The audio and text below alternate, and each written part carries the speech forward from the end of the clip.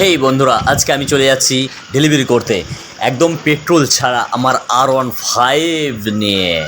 বন্ধুরা, কেন বললাম বিনা পেট্রোল ছাড়া? তো সত্যি বলতে এই যে আমার R15টা একবার দেখে নাও, তোমরা দু চোখ ভরে দেখে নাও বন্ধুরা। R15, এই যে আমার সাইকেল আর এই যে ডেলিভারি ব্যাগ নিয়ে আজকে আমি ডেলিভারি করতে বেরোলাম। দেখুন, আজকে কিন্তু খুবই গরম ছিল, আর এতটাই গরম ছিল সত্যি বলতে খারাপ লাগছিল খুবই।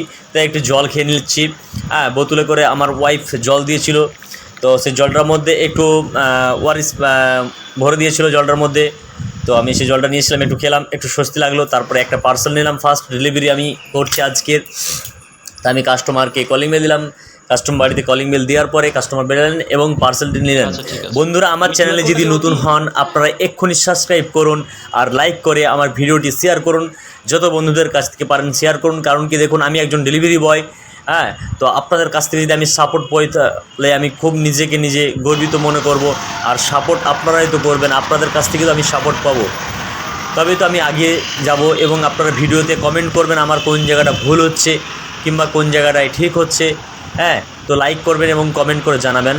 তারপর আমি আবার একটা বিল্ডিং, দেখুন যে বিল্ডিংগুলো দেখাচ্ছে সব বিল্ডিংগুলো আমি আসি পার্সেল ডেলিভারি করতে। রোজকার কাজ, আজকে আমি টানা নাই করে দেখতে গেলে 5 বছরের উপরে হয়ে গেল ডেলিভারি করছি। তো আমি যে বিল্ডিংয়ে একজন উঠছিলাম সেই বিল্ডিংয়ে বাবা গণেশের ফটো দেখলাম, তো আমি একটু ছোট্ট করে প্রণাম দিলাম এবং আপনাদেরকেও দর্শন করিয়ে দিলাম। আপনারা দেখতে থাকুন ভিডিওটি।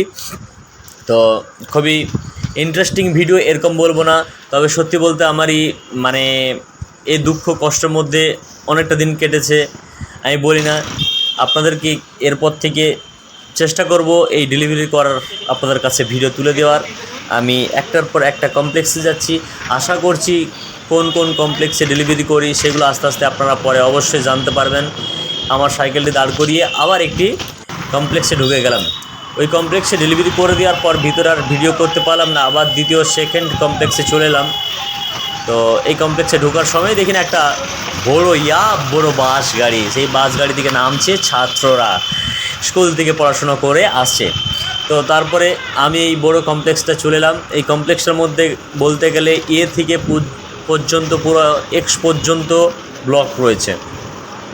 তো আমার পার্সেল বেশিরভাগ এই কমপ্লেক্সেই পড়ে, বেশিরভাগ আমাকে রোজ এই কমপ্লেক্সে যেতে হয়। আর দেখুন বন্ধুরা, এই যে সিকিউরিটিরা বসে রয়েছে, সিকিউরিটি আমাকে দেখে বলে, কী রে ভিডিও করছিস যে রে?